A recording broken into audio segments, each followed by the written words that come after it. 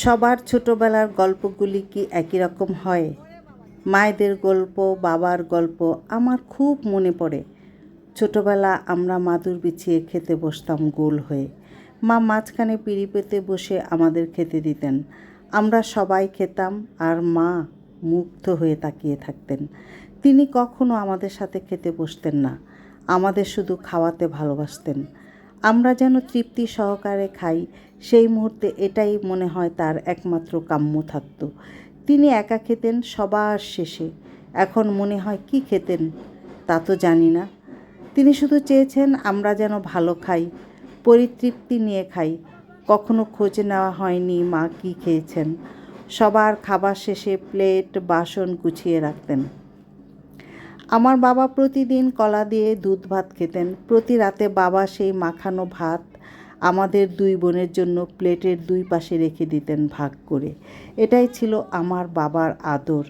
ছোটবেলা অনেক শীতে রোজা হতো। বাবা সেহরিতে তুলে এনে কুলে রেখে ঘুম ঘুম চোখে ভাত খাওয়াতেন।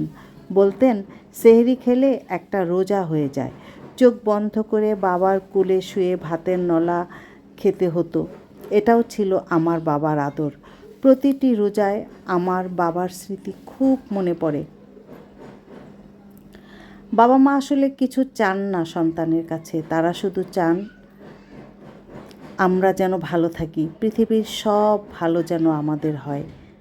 একজন মানুষ হয়তো নির্ভুল হয় না, কিন্তু একজন বাবা মা কখনো সন্তানের জন্য ভুল মানুষ হন না। স্বার্থের গণ্ডিতে বাবা মার ভালোবাসাকে আবদ্ধ করে রাখতে হয় না, তাতে সন্তানের পরিণতিটা কখনোই মঙ্গলদায়ক হবে না। কেননা বাবা মায়ের ভালোবাসা হলো সমুদ্রের মতো বিশাল। ছোট ছোট ঢেউ কি তার প্রতিদান দিতে পারে? কখনোই দিতে পারে না। সন্তান হচ্ছে